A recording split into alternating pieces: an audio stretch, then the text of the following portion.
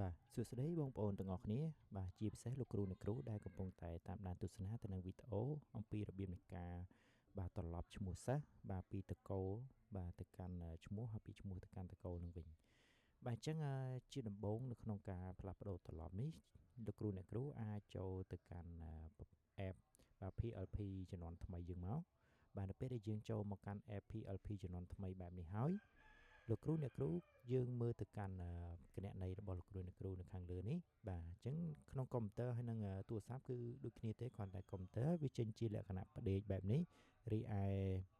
ទូរស័ព្ទវាចេញជាលក្ខណៈប្រឈរបាទអញ្ចឹងឥឡូវលោកគ្រូអ្នកគ្រូមើលមកកាន់ឈ្មោះរបស់លោកគ្រូអ្នកគ្រូជាគណនីនៅខាងលើនេះមកបាទលោកគ្រូចុចវាមកបន្ទាប់មកលោកគ្រូអ្នកគ្រូនឹងឃើញពាក្យថាគ្រប់គ្រងសិស្សអញ្ចឹងលោកគ្រូអ្នកគ្រូចុចពាក្យថាគ្រប់គ្រងសិស្សបែបនេះអញ្ចឹងលោកគ្រូអ្នកគ្រូនឹងឃើញសិស្សទាំងអស់បាទដែលមាននៅក្នុងថ្នាក់របស់លោកគ្រូអ្នកគ្រូហ្នឹងបាទឥឡូវឧទាហរណ៍ថានៅក្នុងគណនីមួយនេះគឺមានចំនួនដល់ទៅ18នាក់បាទអញ្ចឹងលោកគ្រូអ្នកគ្រូក៏លេចទៅមើលឈ្មោះសិស្សនីមួយៗឧទាហរណ៍ថាសិស្សទី1នេះគាត់ឈ្មោះរ៉ាច័ន្ទដាវបាទប៉ុន្តែ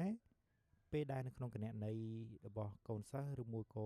ការគ្រប់គ្រងរបស់លោកគ្រូអ្នកគ្រូហ្នឹងគឺឈ្មោះហ្នឹងផ្ទុយទៅជាច័ន្ទដាវរ៉ាវិញអញ្ចឹងមានន័យថាកន្លែងហ្នឹងគឺវាអត់ត្រូវទៅតាម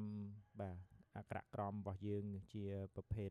គុតនាមទេបាទទៅជាតកូលនៅខាងក្រោយឈ្មោះនៅខាងមុខបាទអញ្ចឹងនៅក្នុងបេតិកម្មជាយើងគឺយើងយកតកូលនៅខាងមុខបាទអញ្ចឹងលោកគ្រូអ្នកគ្រូអាចមើលរំកិលទៅកាន់សញ្ញាបន្ទាប់នេះសញ្ញាភួយទៅវិញទៅមកនេះបាទអញ្ចឹងលោកគ្រូអ្នកគ្រូគ្រាន់តែចុចវាមកវានឹងសួរទៅកាន់ជំរឿសរបស់លោកគ្រូអ្នកគ្រូអញ្ចឹងលោកគ្រូអ្នកគ្រូអាចមើលទៅតាមសិស្សនីមួយៗអញ្ចឹងបើសិនជាលោកគ្រូអ្នកគ្រូមើលទៅសិស្សបើសិនជាត្រូវហើយលោកគ្រូអ្នកគ្រូមិនបាច់នេះទេបើសិនជាលោកគ្រូអ្នកគ្រូមើលទៅសិស្សទី1នេះវាអត់ត្រូវតាមគុតនាមទេអញ្ចឹងលោកគ្រូអ្នកគ្រូចុចវាមួយមកបាទអញ្ចឹងយើងមើលបន្តអញ្ចឹងទៅបើសិនជាត្រូវហើយមិនបាច់ចុចទេប៉ុន្តែឧទាហរណ៍ថាថ្នាក់ហ្នឹងគឺខុសទាំងអស់បាទមានន័យថាឈ្មោះនៅខាងមុខតកូលនៅខាងក្រោយទាំងអស់អញ្ចឹងគឺវាអត់ត្រូវទៅតាម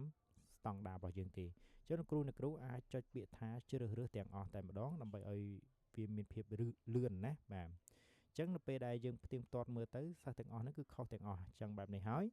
លោកគ្រូអ្នកគ្រូគ្រាន់តែចុចពាក្យថាបដូរត្រឡប់បាទអញ្ចឹងយើងចុចបែបនេះហើយនេះគឺវានឹងកំពុងតែបដូរបាទអញ្ចឹងវាដាក់ជោគជ័យអញ្ចឹងលោកគ្រូអ្នកគ្រូមើលភាសាទៀតទៅបាទគឺឈ្មោះបាទនៅខាងក្រោយតកូលនៅខាងមុខបែបនេះបាទអញ្ចឹងនេះគឺជាអាចថាវិធីសាស្ត្រលឿនបាទបើសិនគ្រូនៅកែម្ដងមួយវាអាចយូរបាទអញ្ចឹងអាហ្នឹងវីដេអូគឺមានតែប៉ុណ្្នឹងទេបាទអរគុណសម្រាប់ការទស្សនា